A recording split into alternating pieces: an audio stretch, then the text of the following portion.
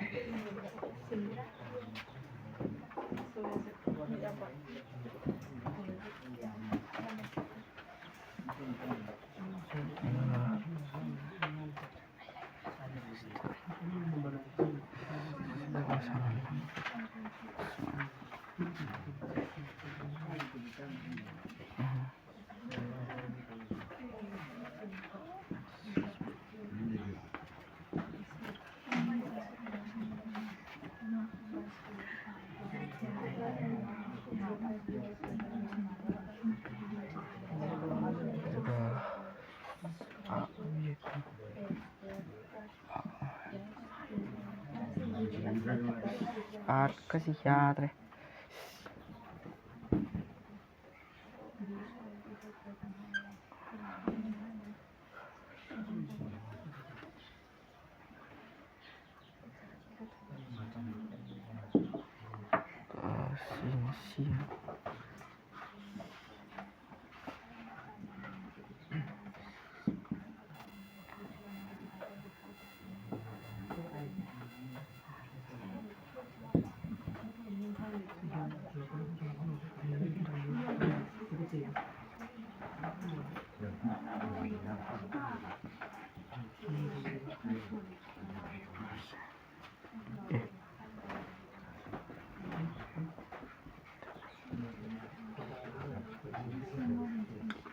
खर चाव इबे याबो तो नंग इबो सीजा अन लोइनबक इबो खर चाव चाव इयो ता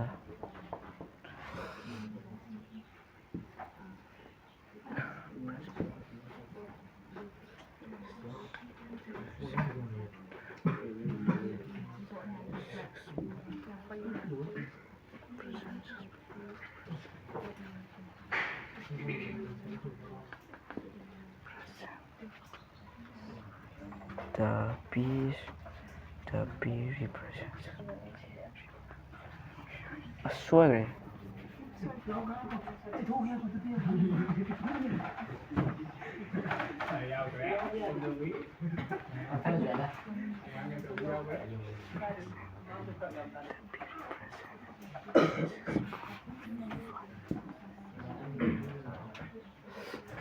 untuk ada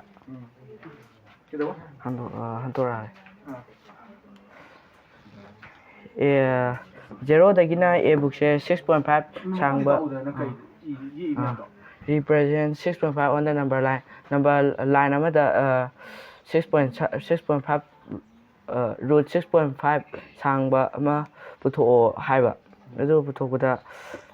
6.5 sangba number line ama han ye 0 dagina 0 ga a book se 6.5 sangale adagi 1 unit sangba laure aduna b hana thole aduga 0 dagina perpendicular oina cd wa 0 dagina perpendicular oina lana sikhalakpajina d hana kaure do sikakna baje aduga si kaknaraga muk 0 dagina semi circle oiba amamuk puthok paje sina p hana kaure do sije akoina the p is represent 6.5 haise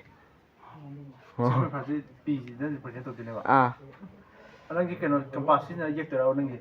compass to yaw dawai adagi kaiba 0 o sina kya sangino Aꯗꯩꯅ O ꯕꯨꯛꯁꯦ 6.5 ꯁꯥꯡꯕ ꯑꯃ line 6.5 ꯍꯥꯏꯗꯤ 6.5 ꯌꯨꯅꯤꯠꯇ centimetre ꯁꯥꯡꯉꯤꯔꯕ ꯍꯣꯏ ꯑꯗꯒꯤꯗꯤ ꯑꯣꯗꯩ B ꯐꯥꯎꯅ ꯀꯌꯥ 1 unit ꯁꯥꯡꯉꯤꯕ ꯑꯗꯨꯒ ꯑꯣꯁꯤꯗꯒꯤ perpendicular line ꯑꯃ ꯆꯤꯡꯈꯠꯂꯦꯕ ꯑꯥ ꯑꯣꯒ ꯗꯤꯒꯒꯤ line ꯑꯃ ꯆꯤꯡꯉꯤꯗꯅ ꯀꯩꯒꯤꯅꯣ ꯑꯣꯒ ꯗꯤꯒ ꯁꯤꯁꯦ ꯁꯤꯁꯦ ꯑꯩꯈꯣꯏꯅ ꯀꯛꯅꯕꯁꯦ ꯗꯤ ꯍꯥꯏꯅ ꯑꯣꯏꯅ ꯊꯣꯟꯕ ꯀꯛꯐꯝꯁꯦ ꯄꯣꯏꯟ ꯑꯣꯏꯕꯗꯣ ꯀꯩꯅꯣꯗꯩ ꯀꯛꯂꯛꯏꯔꯕ ꯑꯣꯗꯩ ꯆꯤꯡꯈꯠꯂꯛꯄꯗꯨꯅ ꯀꯛꯏꯅꯦꯕ ꯄꯔꯄꯦꯟꯗꯤꯀꯨꯂꯔꯒꯤ ꯑꯗꯨꯒ ꯅꯪꯒꯤ ꯍꯧꯖꯤꯛꯀꯤ ꯅꯪꯅ ꯌꯦꯛꯏꯕ ꯁꯦꯃꯤ ꯁꯔꯀꯜꯗꯣ ꯑꯗꯨꯒꯤ ꯔꯦꯗꯤꯌꯁꯅ ꯀꯌꯥ ꯑꯣꯜꯂꯤꯅꯣꯕ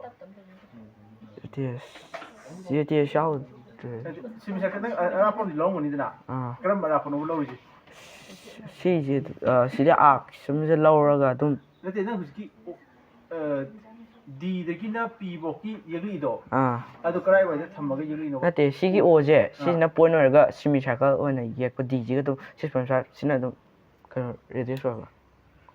6.5 ꯁꯤ ꯔꯦꯗꯤꯌꯁ ꯑꯣꯏꯕ 6.5 ꯔꯨꯠ 6.5 ꯔꯨꯠ 6.5 ꯑꯣꯀꯦ 6.5 ꯁꯤꯅ ꯂꯩ ꯑꯗꯨꯒ ꯑꯗꯨꯒꯤ ꯁꯤꯒꯤ ꯑꯣꯗꯒꯤꯅ ꯄꯤ ꯐꯧꯀꯤ ꯑꯁꯥꯡꯕꯁꯤꯔꯕ ꯔꯨꯠ 6.5 ꯍꯥꯏꯁꯦ ꯑꯗꯨꯒ ꯄꯤꯁꯤꯅ 6.5ꯀꯤ ꯃꯐꯝꯁꯤꯅꯦꯕꯀꯣ ꯉꯥꯏꯈꯣ